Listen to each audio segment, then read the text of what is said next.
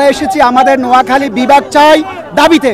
আমাদের এই দাবি 1994 সাল থেকে দাবি চলমান রয়েছে এবং নোয়াখালী ফেনী লক্ষ্মীপুর প্রসিদ্ধ জেলা, 200 বছরের নোয়াখালী জেলা। এই জেলা অর্থনৈতিক অনেক উন্নত এবং বাংলাদেশের যে অর্থনৈতিক উন্নয়নের 30% নোয়াখালী জেলা থেকে আসে। 7 কোটি রেমিডের যোদ্ধা নোয়াখালী জেলাতে বসবাস করে। তাই আমরা চাচ্ছি আমাদের নোয়াখালী জেলা হবে আলাদা বিভাগ, নোয়াখালী ফেনী লক্ষ্মীপুর মিলে একটা জেলা বিভাগ হবে, সেটা আমরা দাবি অব্যাহত রেখেছি।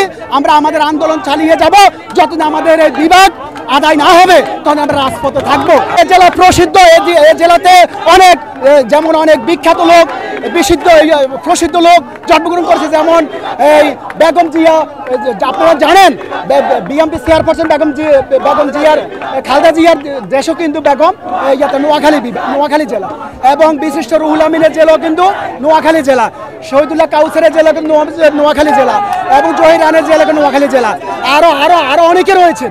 না, আমাদের চট্টগ্রাম ডিভিশনে 11টা জেলা ছিল, কিন্তু কুমিল্লার লোকেরা তারা কিভাবে কি করে তাদের কুমিল্লাকে আলাদা করতে চাচ্ছে 6টা জেলা নিয়ে, সেটা আমরা মানি নাই। আমরা 3টা জেলা এখন আন্দোলন চালিয়ে যাচ্ছি। আমরা তাদের সাথে থাকবো না। তাদের সাথে আমাদের সাথে কোনো দ্বন্দ্ব নাই, তাদের সাথে আমাদের রাজনৈতিক কোনো দ্বন্দ্ব নাই, তাদের সাথে আমাদের রাজনৈতিক কোনো দ্বন্দ্ব নাই। আমরা এটা আমাদের প্রাপ্য, এটা আমাদের ন্যায্য অধিকার। আমরা নোয়াখালী বিভাগ চাই। আমরা কুমিল্লা আমাদের চলমান, আমাদের আন্দোলন চলমান যাবে, চলমান থাকবে, রাজপথে আমরা থাকবো। আমরা কুমিল্লার সাথে যাব না, প্রয়োজন আমরা চট্টগ্রাম ডিভিশনের সাথে থাকবো, তবে আমরা যাব না। আর কুমিল্লার বিভাগও কখনো সাকসেস হবে না, 3টা জেলা দিয়ে কুমিল্লা ডিভিশন হবে না। আমরা কুমিল্লার সাথে কখনো যেতে চাই না। তারা আলাদা বিভাগ নেই, এটা আমাদের আপত্তি নাই, কিন্তু আমরা লক্ষ্মীপুর, ফেনী এবং হাতিয়াকে আলাদা জেলা করে আমরা আলাদা বিভাগ চাই। আমাদের স্বতন্ত্র ভাষা আছে।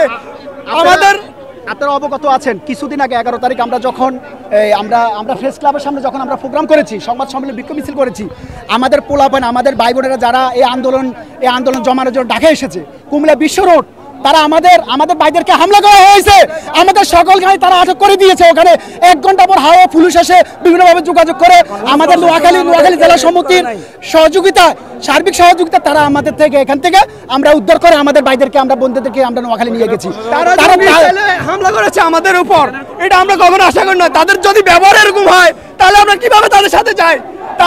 তারা সবসময় আমাদের সাথে বৈষম্য করছে। আমাদের 40টা অফিস তাদের কাছে, অথচ তাদের আন্ডারে অফিসগুলো থাকেও আমাদের নোয়াখালী কোনো উন্নয়ন হয় না। জেলা নিয়ে কত বৈষম্য হচ্ছে। কুমিল্লা জেলার আয়তন কত? 32 বর্গ কিলোমিটার, আমাদের আয়তন কত? 42 বর্গ কিলোমিটার।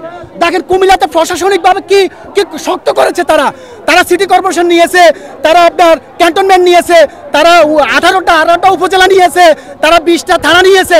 কেন? আমরা তো তাদের থেকে বড় জেলা, আমাদের জেলা থেকে এগুলো হবে না। আমাদের বিমানবন্দর হবে, আমাদের সিটি কর্পোরেশন হবে, সমুদ্র বন্দর হবে, অর্থনৈতিক জোন হবে, এটা আমরা চাই। আমাদের যদি বিভাগ করা হয় তাহলে আমরা এগুলো থেকে বঞ্চিত কখনো হব না। আমরা অর্থনৈতিকভাবে আমরা স্বয়ংসম্পূর্ণ। বাংলাদেশে এখনো 1 নম্বর দল হিসেবে নোয়াখালী, 1 নম্বর জেলা হিসেবে নোয়াখালী এখনো। তারা তাদের দল নিয়ে ব্যস্ত ছিল। আমরা এখানে রাজনৈতিক কোনো কথা বলবো না।